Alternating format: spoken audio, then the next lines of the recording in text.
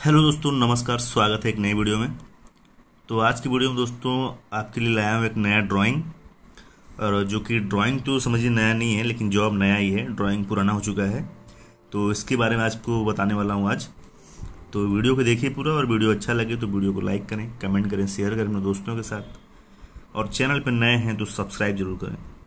तो देखिए दोस्तों, ये एक हीट एक्सचेंजर का नया ड्राइंग है, जो कि यहाँ पे दिया हुआ देखिए 930 आईडी का है और 10 mm थिकनेस है इसका। और यहाँ पे आप देख सकते हैं ये जो लगा हुआ है, ये इसको बोलते हैं एक्सपांसन बेलो।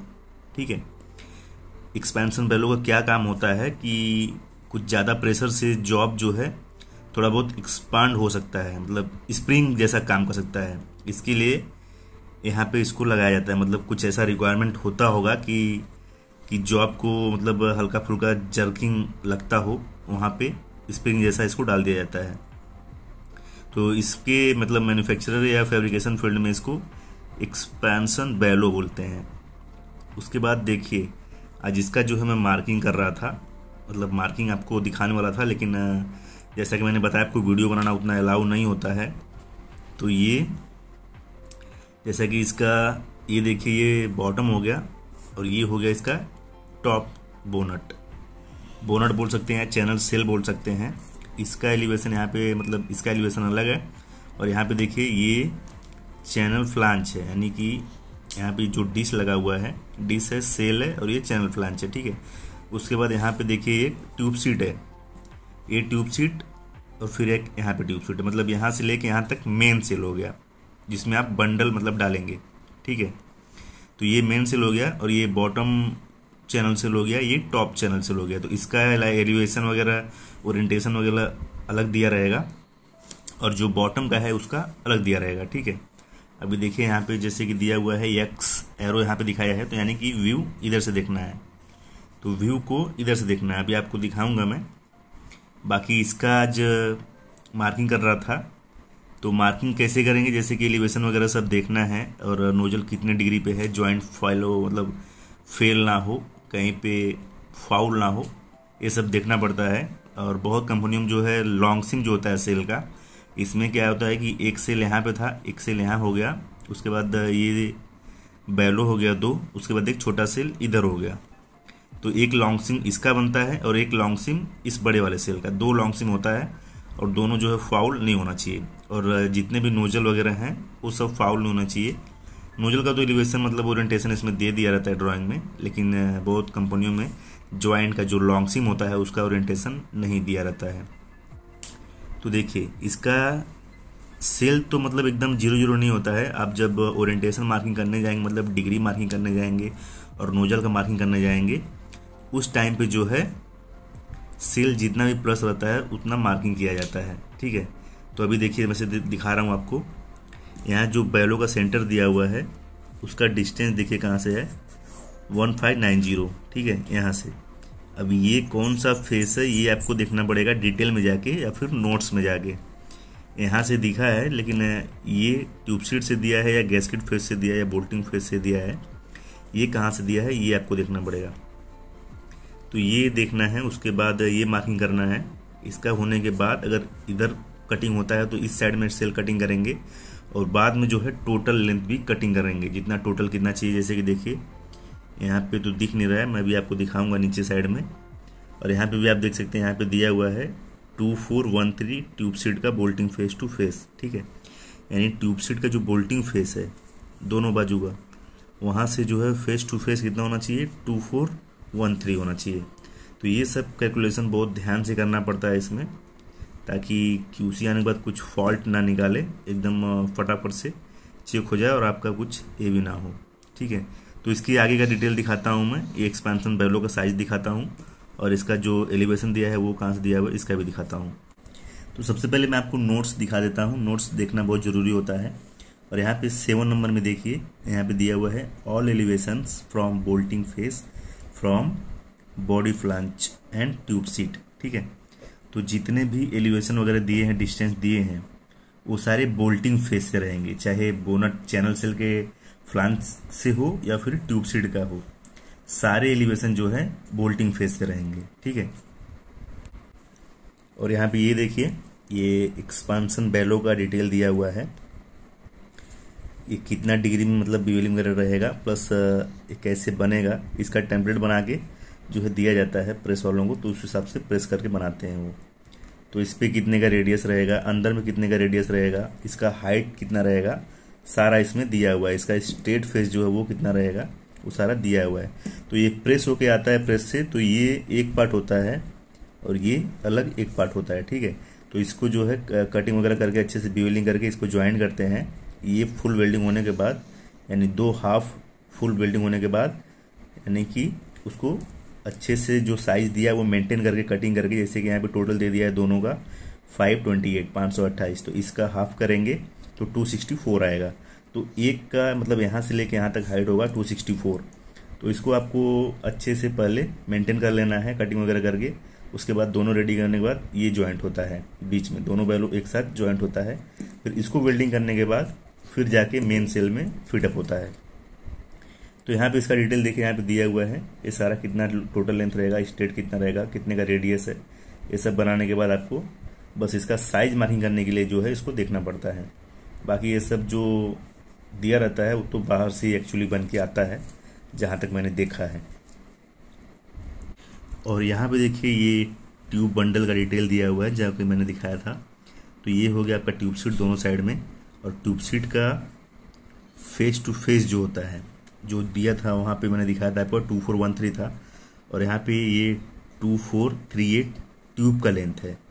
मतलब जो भी ट्यूब इसमें डाला जाएगा ना टोटल, उसका लेंथ आएगा 2438, ठीक है।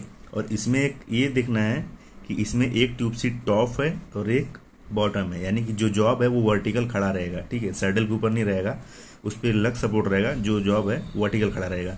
तो ये तो ऊपर चला जाएगा और ये हो जाएगा बॉटम में। तो इसका भी डिटेल देखना पड़ेगा आपको कि ट्यूब जो है वो दोनों साइड में निकला हुआ है या एक साइड में निकला हुआ है। ये सब जो है ड्राइंग में देखा जाता है, ध्यान से देखने के बाद आप अच्छे से काम कर सकते हैं। और यहाँ पे देखिए मैं दूसरे पेज पे आ गया हूँ। तो ये आपका दिखा रहा है एक ट्यूब सीट, इसका डिटेल दिखा रहा है, और इसको आप नीचे देखेंगे तो लिखा हुआ है टॉप ट्यूब सीट डिटेल, ठीक है। तो ये टॉप ट्यूब सीट का डिटेल दिखाया हुआ है। और यहाँ पे आप देखेंगे दूसरा ट्यूब सीट जो कि यहाँ से दिखाया हुआ है बी से, व्यू फ्रॉम बी, और ये है बॉटम ट्यूब सीट डिटेल, ठीक है।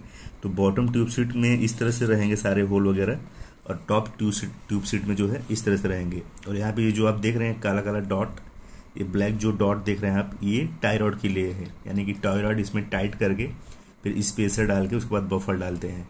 जैसा कि मैंने पिछले वीडियो में बताया था आप लोगों को, शायद आपने ध्यान दिया या नहीं ये तो मुझे नहीं मालूम, लेकिन मैं बताता जरूर हूँ। अभी देखिए ट्यूब जो है टॉप वाले ट्यूब सीट में कैसे रहेगा और बॉटम ट्यूब सीट में कैसे रहेगा, इसको दिखाता हूँ। तो यहाँ पे देखिए ये हो गया आपका D1, ठीक है।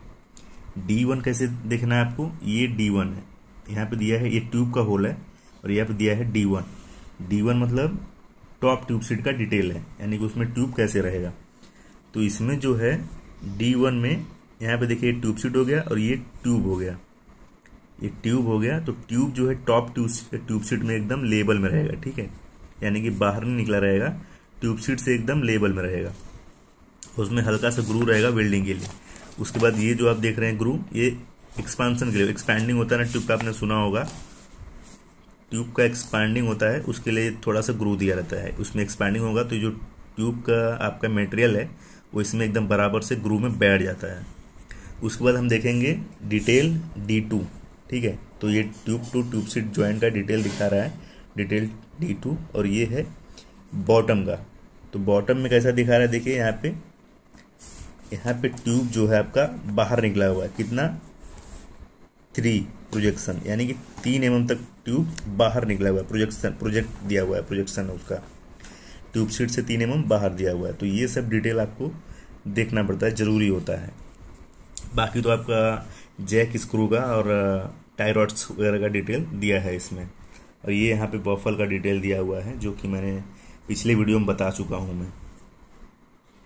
तो देखो दोस्तों यहाँ पे डिटेल दिया हुआ है। अभी मैं आपको उसका जो सेल का लेंथ था वो कैसे मार्किंग हुआ, कैसे करेंगे आप लोग, वो कैसे ध्यान देना वो देखिए। तो ये तो हो गया चैनल सेल का फ्लांच, ठीक है, और ये हो गया आपका गैस्केट, और ये हो गया ट्यूब सीट, ठीक है। ट्यूब सीट मतलब जो मेन सेल है उसके दोनों बाजू में लगेगा। तो ये ट्यूब सीट है, और जो एलिवेशन दिया रहता है वो आपका बोल्टिंग फेस से दिया रहता है, ठीक है, बोल्टिंग फेस से।